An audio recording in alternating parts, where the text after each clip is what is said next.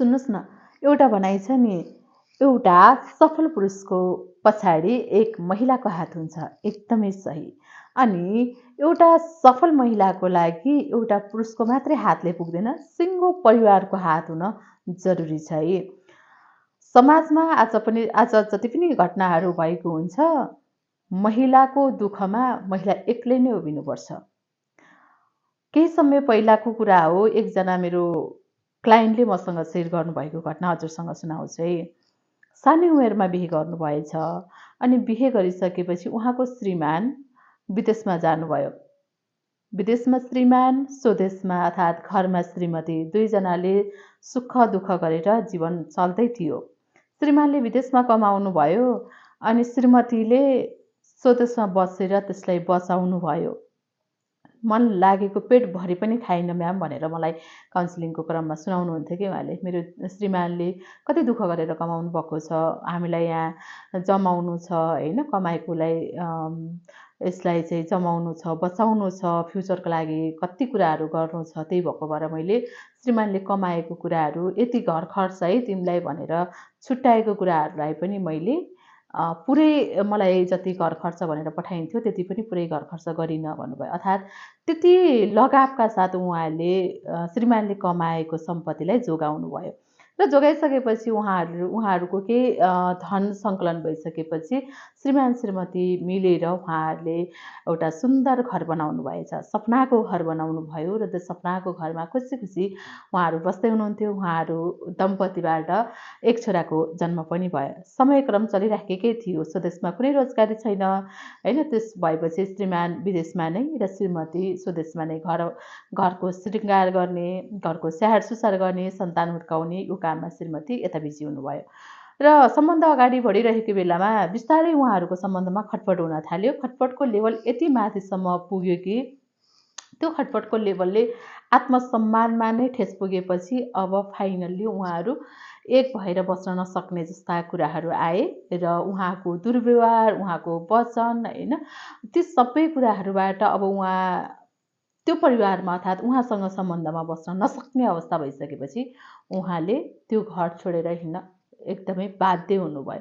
बाध्य भइसकेपछि त्यो सम्बन्धमा नरहिसकेपछि दुईजनाले मिलेर बनाएको घर, दुईजनाले सँगै देखेको सपना जब एकअर्कामा मनमुटाव हुन्छ अनि त्यो घर कसको रह्यो, त्यो घरबाट स्वयं एकजना महिला निस्किनु पर्यो जो आफैमा त्यति दुःख गरेर बनाउनु भएको उहाँको सपनाको घरमा उहाँ नै हट्नु भएन।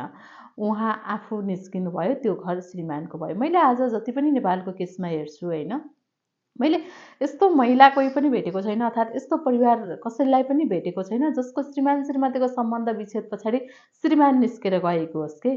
खासमा त सम्बन्ध विच्छेद त श्रीमान र श्रीमती बिचको असमझदारीमा भएको हो नि त। परिवारका अन्यको त केही रोल हुँदैन त्यसमा त, यदि श्रीमान र श्रीमतीको बिचको मात्रै कुरा हो भने त।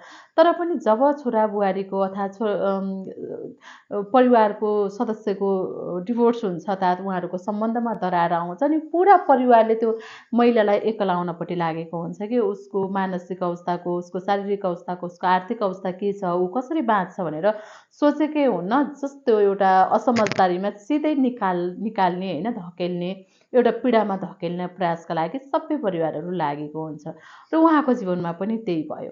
हुन त पछि न्याय प्रक्रियामा जाँदाखेरि अदालतले उहाँलाई केही सम्पत्तिहरू दिलाइदियो, तर त्यो एकदमै लामो प्रोसेस भइसकेको थियो कि त्यो अवधिमा उहाँको सुरक्षाको लागि के त होइन।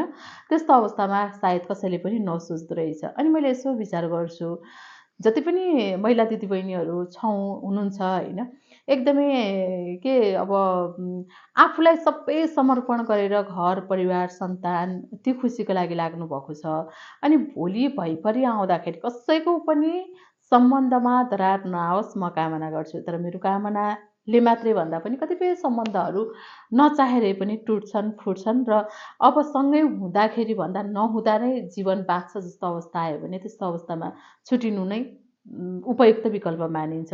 र त्यस्तो भएको खण्डमा जब महिला निस्किनु पर्ने अवस्था हुन्छ अर्थात् जब घर टुट्छ नि महिला मात्रै स्वयं त्यो घरबाट निस्किन्छन्, अब जस्ताको तस्तै नै भएको हुन्छ कि।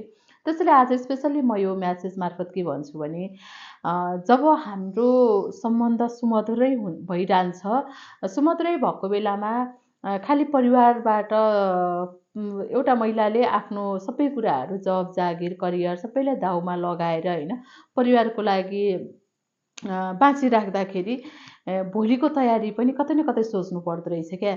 अनि किनभने आज आज आफूलाई माया गरे सँगसँगै आफ्नो क्षमता बढाउन पनि तपाईँले सोच्नुपर्छ है। जस्तो श्रीमानले कमाउनुहुन्छ र थोरै थोरै बजेटबाट हजुरले घर चलाउनुहुन्छ भने त्यो बजेटबाट पनि छुट्टाएर हजुरले आफ्नो भोलिको लागि सोच्नुपर्ने हुन्छ कि थोरै थोरै गरेर तपाईँ आज घर परिवारमा यत्तिकै बसिराख्नु भएको छ भने त्यसमा हजुरले आफूमा लगानी गर्नुपर्ने हुन्छ। त्यसका लागि तपाईँले कुनै पनि सिप सिक्न सक्नुहुन्छ होइन। अब घरमै बसी बसी पनि सिक्न सकिने थुप्रै सिपहरू छ। जस्तो हजुरले सेयर बजार सम्बन्धी सिकेर घरैबाट नै सेयर सम्बन्धीको कारोबार गर्न सक्नुहुन्छ जुन थोरै लगानीबाट पनि सुरुवात गर्न सकिन्छ। अनि हजुरले बचतको लागि एसआइपी गर्न सक्नुहुन्छ जुन मिनिमम कस्टबाट पनि मासिक 1,000 रुपियाँ नै बचत गरेर राख्न सकिन्छ। अनि त्यसै गरी अर्को महत्त्वपूर्ण भनेको तपाईँले अर्को बिमा गर्न सक्नुहुन्छ जुन एकदमै थोरै प्रिमियम पर्ने गरी पनि सुरुवात गर्न सकिन्छ।